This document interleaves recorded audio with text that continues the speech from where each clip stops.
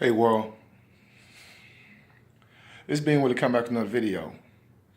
Guys, once again, thanks for subscribing and liking and sharing the videos. I really appreciate it. Also, too, I'd like to say that if you haven't had the opportunity to go watch my last video about ADOS, African descendants of slaves, I did a video maybe a week or so ago about that. Go check that out if you get an opportunity.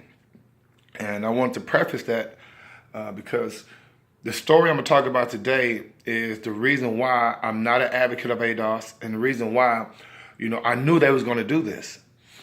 And I knew once they get some people to accept peanuts, then everyone will start just giving away peanuts, okay, opposed to what you really deserve.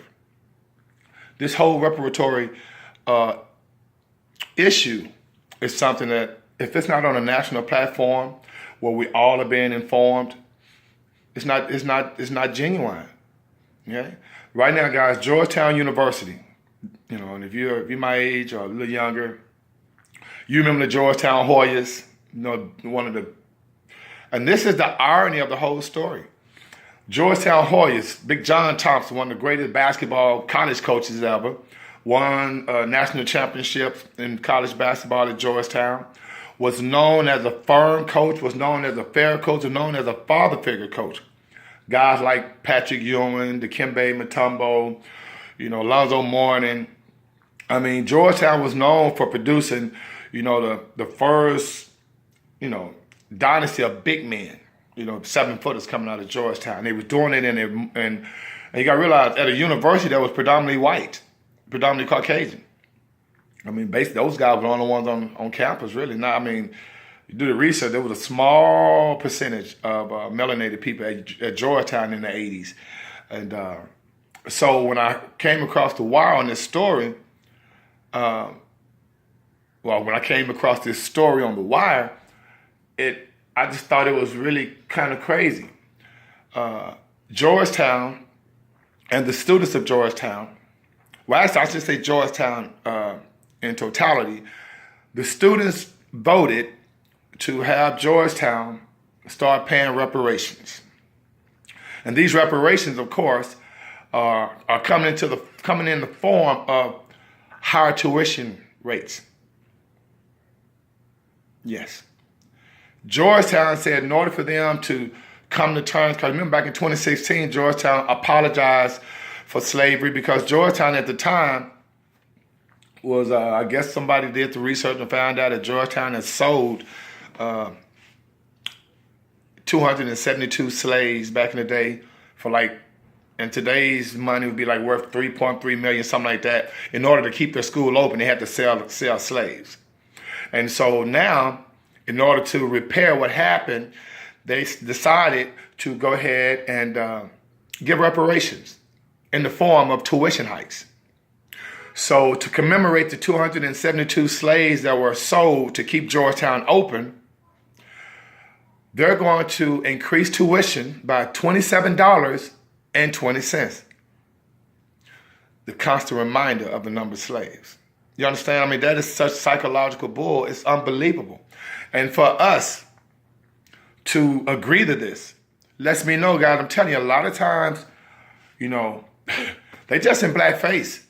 But there's no way that we should have accepted that. And then it's the killer part. It's not, and the tuition, okay? If you go to Georgetown University as a college student, your college tuition is going to be increased by $27.20. And this $27.20 will be placed in a fund on their balance sheet, okay? And since it's additional money's coming in, those monies will be located on the asset side of the balance sheet. Now, they did indicate that with these monies, they're going to take the monies and help improve the education and healthcare situation for the 4,000 descendants of slaves in Louisiana and, Louisiana and Maryland.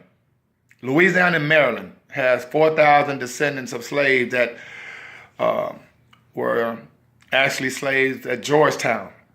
And so where they get these records and how they can decide who was descendants and who's not, baffles me.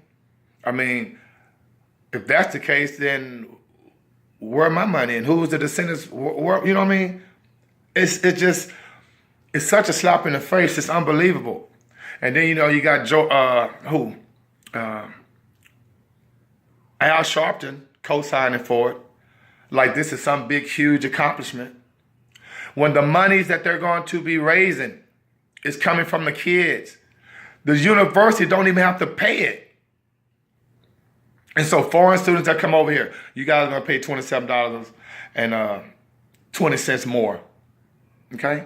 And remember, most students that go to those type of universities, because Georgetown University is a pretty accredited university, a high academic university.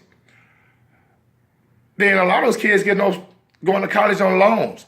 So all you're basically doing is adding an additional $27.20 to the student loan.